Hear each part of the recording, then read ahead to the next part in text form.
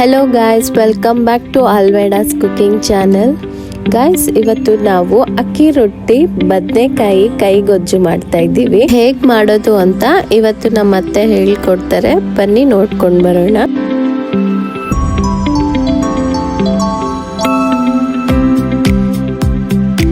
ಮೊದಲಿಗೆ ನಾವು ಈ ಚೆಂಬಲ್ಲಿ 2 ಚೆಂಬು ನೀರನ್ನ ನಾವು ಪಾತ್ರೆಗೆ ಹುಯ್ಕೊಂಡಿದ್ದೀವಿ. ಇದಕ್ಕೆ ರುಚಿಗೆ ತಕ್ಕಷ್ಟು ಉಪ್ಪನ್ನ ಹಾಕೊಂಡಿದ್ದೀವಿ. ಈಗ ಇದು ನೀರು ಕುದಿ ಬರಲಿ. ಈಗ ನಾವು ಮೊದಲಿಗೆ ಅಕ್ಕಿ ಹಿಟ್ಟನ್ನ ಜರಡಿ ಇಟ್ಕೊಳ್ಳೋಣ. ಈ ಗ್ಲಾಸಲ್ಲಿ 4 ಗ್ಲಾಸು ಅಕ್ಕಿ ಹಿಟ್ಟನ್ನ ತೆಗೆದಿಟ್ಕೊಂಡಿದ್ದೀವಿ. ಈಗ ನೀರು ಚೆನ್ನಾಗಿ ಕುದಿ ಬಂದಿತ್ತು. ಈಗ ಅದರಲ್ಲಿ 1 ಗ್ಲಾಸ್ ನೀರನ್ನ ತೆಗೆದಿಟ್ಕೊಂಡಿದ್ದೀವಿ. ಈಗ ಅಕ್ಕಿ ಹಿಟ್ಟನ್ನ ಹಾಕೊಳ್ತಾ ಚೆನ್ನಾಗಿ ಕಲ್ಸ್ಕೊಳ್ತಾ ಇರಬೇಕು.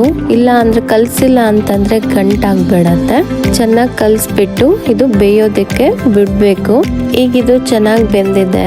ಈಗ ಇದನ್ನ ತಣ್ಣಗಾಗೋದಕ್ಕೆ ಬಿಡೋಣ. ಈಗ ನಾವು ಬದನೆಕಾಯಿ ಕೈಗುಜ್ಜು ಮಾಡ್ಕೊಳ್ಳೋದಕ್ಕೆ ಬದನೆಕಾಯಿನ ಮೊದಲಿಗೆ ನಾವು ಕೆಂಡದಲ್ಲಿ ಸುಟ್ಕೊಳ್ಬೇಕು. ಅಷ್ಟರಲ್ಲಿ ನಮ್ಮ ಅತ್ತೆ ಫ್ರೆಂಡ್ ಬಂದ್ರು, ಅವರೇ ಶಾರ್ತಕ್ಕ ಅವರು. ಇವರು ನಮ್ಮ ಕುಟುಂಬಕ್ಕೆ ಒಂದು ಒಳ್ಳೆ ಸಲಹೆಗಾರರು.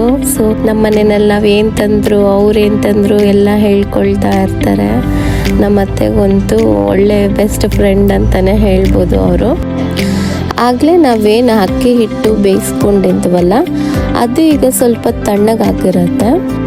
ಅದನ್ನು ನಾವು ಇವಾಗ ಪ್ಲೇಟಿಗೆ ಶಿಫ್ಟ್ ಮಾಡಿಕೊಂಡು ಚೆನ್ನಾಗಿ ಅದನ್ನು ಮಿದ್ಕೊಳ್ಬೇಕು.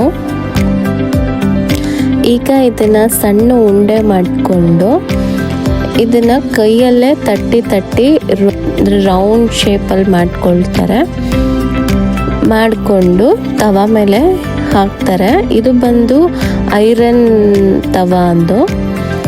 ಸೊ ರೊಟ್ಟಿಗೆಲ್ಲ ಐರನ್ ತವನೇ ಯೂಸ್ ಮಾಡಬೇಕು. ಅದು ಚೆನ್ನಾಗಿ ಸುಟ್ಟಿ ರೊಟ್ಟಿ ಉಬ್ಬಿ ಬರುತ್ತೆ. ಸೊ ಅದು ತಳ ಎಲ್ಲ ಅಂಟೋದಿಲ್ಲ. ನೋಡಿ ರೊಟ್ಟಿ ಎಷ್ಟು ಚೆನ್ನಾಗಿ ಉಬ್ಬಿ ಬರ್ತಾ ಇದೆ. ಈಗ ರೊಟ್ಟಿ ರೆಡಿಯಾಗಿದೆ. ಈಗ ಬದನೆಕಾಯಿ ಚೆನ್ನಾಗಿ ಸುಟ್ಟಿದೆ.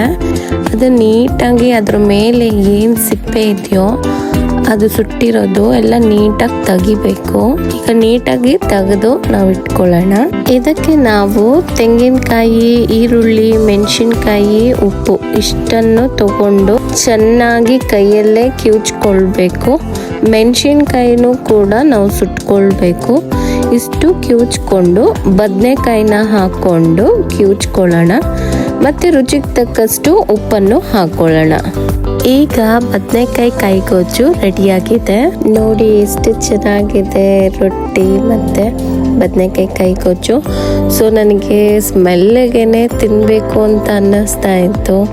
ಸೊ ಅಷ್ಟು ರುಚಿಯಾಗಿತ್ತು. ನೀವೆಲ್ಲರೂ ಟ್ರೈ ಮಾಡಿ ಒಂದ್ಸತಿ ಟೇಸ್ಟ್ ನೋಡಿ. ಸೊ ನಿಮಗೆ ಗೊತ್ತಾಗುತ್ತೆ ಎಷ್ಟು ರುಚಿಯಾಗಿರುತ್ತೆ ಅಂತ.